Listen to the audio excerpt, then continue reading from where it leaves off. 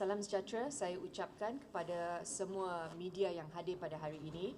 Ini adalah sidang media bersama Kementerian Pendidikan Malaysia dan Kementerian Belia dan Sukan bersama MAVA, Persatuan Bola Tampar Malaysia.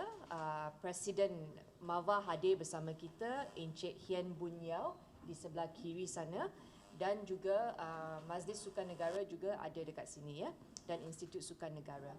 Baiklah, Kementerian Belia dan Sukan KBS bersama-sama Kementerian Pendidikan Malaysia mengambil perhatian khusus terhadap insiden jurulatih bola tampar yang menampak 2 orang pemainnya semasa kejohanan bola tampar bawah 14 tahun di Kota Tinggi Johor yang tular di media sosial baru-baru ini. KBS dan KPM berpendirian senada selepas Persatuan Bola Tampar Malaysia MAVA membatalkan lesen jurulatih itu melalui jawatan kuasa perundangan dan disiplinnya. Justeru sebagai langkah awal, jurulatih sukan tersebut yang juga merupakan seorang guru tidak lagi dibenarkan menjadi jurulatih sukan tersebut, termasuk menjadi jurulatih untuk murid sekolah. Jadi ini adalah keputusan MAVA, Persatuan Bola Tampar Malaysia.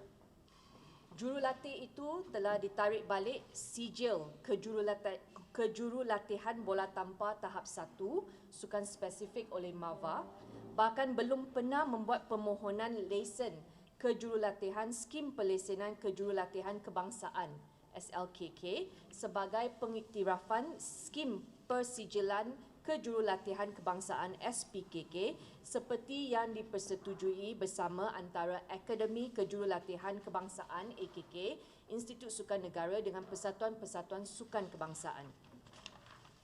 Sebagai respon kepada pembatalan kelayakan kejurulatihan itu, Menteri Belia dan Sukan, saya dan Menteri Pendidikan YB Fadlina Siddiq menegaskan bahawa kedua-dua kementerian ini tidak akan sesekali berkompromi, khususnya dalam usaha untuk memastikan keselamatan dan kesejahteraan atlet-atlet khususnya yang melibatkan mereka di peringkat umur muda yang mana sudah tentu mampu memudaratkan pembangunan bakat masa depan negara. Apatah lagi insiden yang melibatkan murid-murid sekolah. Majlis Sukan Negara dan MAVA kedua-duanya telah memuktamadkan siasatan mereka yang mana secara sebulat suara memutuskan bahawa jurulatih bola tampar itu sepatutnya hilang kelayakan daripada menjadi seorang jurulatih. Insiden itu telah membuka mata bahawa terdapat keperluan untuk mewajibkan semua jurulatih kepada murid sekolah untuk menjadi sebahagian daripada SLKK dan SPKK. Justru KPM akan bekerjasama rapat dengan Institut Sukan Negara bagi melengkapkan jurulatih kepada pelajar sekolah dengan pensijilan yang diperlukan.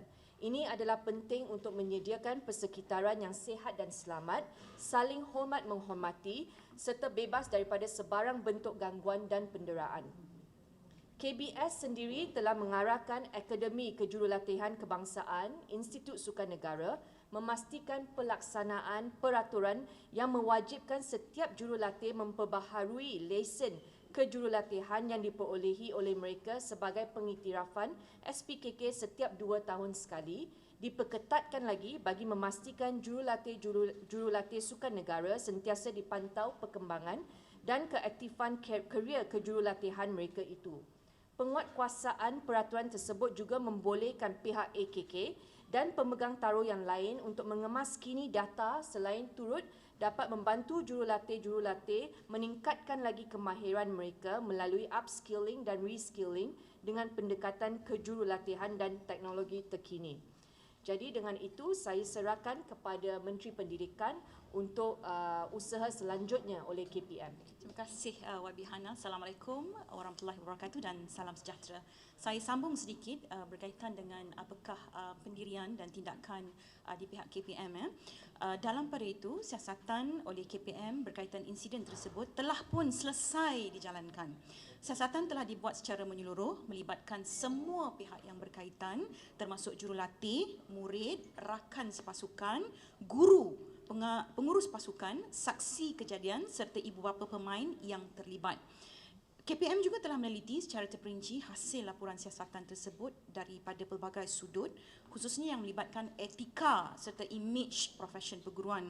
Guru yang juga merupakan penjawat awam adalah tertakluk kepada Peraturan 4-2-D, Peraturan-Peraturan Pegawai Awam dalam kurungan Kelakuan dan Tata Tertib 1993.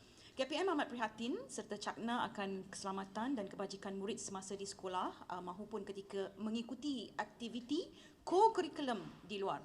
KPM sentiasa komited untuk memastikan keselamatan dan kebajikan murid menjadi keutamaan. Oleh itu, semua pihak yang terlibat perlu mengambil berat dan memberi perhatian untuk mengelak atau mengawal daripada berlaku sebarang kemungkinan yang tidak diingini.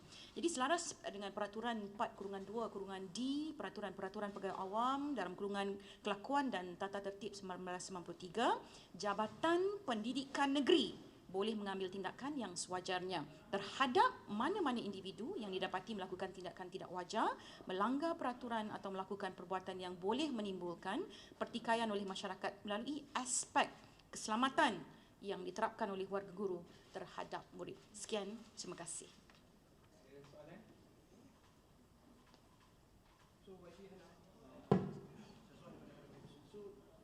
Hukuman ni ada tempoh tertentu ke ataupun memang bagaimana?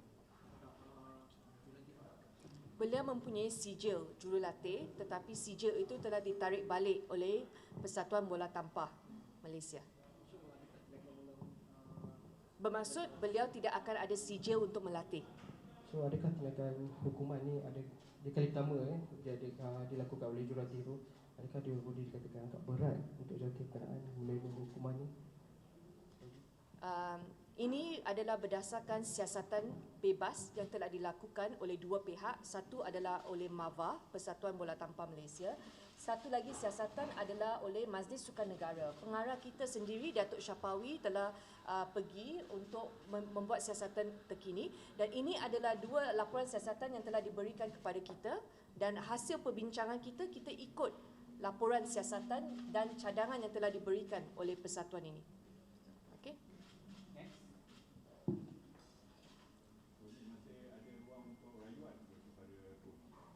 Untuk KPM? Untuk KPM, beliau akan melalui proses seperti mana yang saya sebut tadi, melalui jawatan kuasa yang telah pun ditetapkan di bawah Jabatan Pendidikan Negeri. Jadi ada ruang proses itu, termasuklah ruang representasi yang akan dilalui oleh beliau. Itu di peringkat Jabatan Pendidikan Negeri. IB, dari segi Jabatan Pendidikan Negeri ni kan, apa hukuman yang boleh dikenakan ke atas jurulatih ni lah? Saya ingat ada berdasarkan peraturan-peraturan itu, maknanya kita serahkan sepenuhnya kepada Jabatan Pendidikan Negeri untuk menentukan apakah tindakan yang sewajarnya. Antaranya YB, kalau YB boleh sharekan sikit? Ada beberapa jenis tindakan yang saya fikir yang barangkali akan melibatkan dari segi tindakan beliau itu sendiri, disiplin yang terkait rapat dengan yang kita panggil tadi kesalahan itu sendiri, ya. Jadi kesalahan ini akan ditentukan oleh Jabatan Pendidikan Negeri bentuk-bentuknya. Jadi dari segi bentuknya itu, saya ingat untuk setakat ini saya tidak boleh komen dari segi itulah, sebab ini memang kuasa JPN Negeri. Tapi dia akan lihat secara keseluruhan lah, dan juga yang paling penting adalah proses representasi dan prosedur dari segi siasatan yang akan menentukan apakah tindakan selanjutnya. Okay. KBS mempunyai Akademi Kejurulatihan Kebangsaan Institut Sukan Negara, dan kita mahu insiden seperti ini tidak berulang lagi. Itu sebab kita nak pastikan jurulatih-jurulatih menghadiri kursus ini untuk ikut perkembangan semasa, cara-cara teknik yang terbaru untuk mereka menjadi jurulatih yang lebih efisien dan yang lebih efektif untuk membantu golongan kanak-kanak dan golongan belia yang dilatih oleh mereka. Okey, isu ini tidak ada, kita tidak melihat sama ada kecederaan atau tidak. Ini adalah satu industri sukan yang melibatkan golongan kanak-kanak.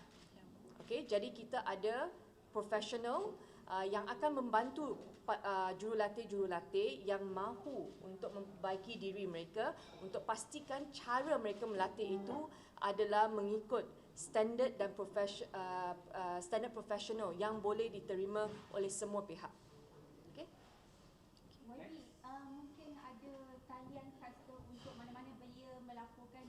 insiden sama berlaku pada mereka sebab yang ni viral.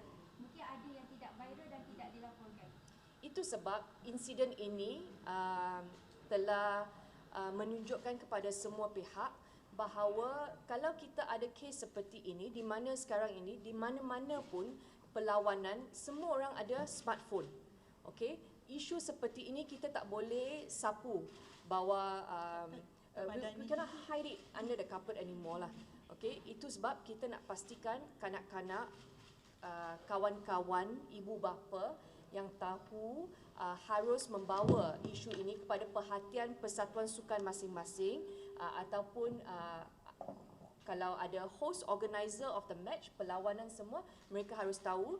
Dan KBS kita dalam proses sekarang untuk membina Safe Sport Code, okay, yang kita nak perkenalkan untuk pastikan semua pemegang taruh sukan faham bahawa ini adalah tanggungjawab bersama untuk kita wujudkan persekitaran yang sihat dan selamat. Yes. Kita maknanya bersama dan senada dalam isu ini. Sebab tu di peringkat KPM daripada awal saya tegaskan kita tidak kompromi dalam soal keganasan ini, dan laluan-laluan untuk aduan itu boleh mengikut aduan rasmi KPM yang telah pun selama ini berurusan dengan isu-isu aduan seperti ini. YB nak tanya soalan lain sikit? Hari ini hanya untuk kes bola tampar. Okay. Kita tak ada anything personal, okay, terhadap jurulatih ini, pelatih ataupun terhadap perlawanan anjuran organizer. Yang kita nak jadikan insiden ini sebagai satu pengajaran untuk kita tidak ada kes yang akan berulang. Ya, betul. Dan kalau kita lihat tadi saranan daripada semua agensi yang terlibat dalam siasatan ini, maknanya ada kebebasan masing-masing melaporkan dan mengesyorkan tindakan-tindakan untuk maknanya untuk rujukan dan tindakan selanjutnya oleh KBS dan juga KPM. Ya. Bagi pihak KBS, kami berterima kasih kepada Persatuan Bola Tampar Malaysia, MAVA, yang telah bertindak dengan cepat untuk menyiasat perkara ini dan telah memberikan kerjasama sepenuhnya kepada Kementerian Belia dan Sukan. Okey. Betul.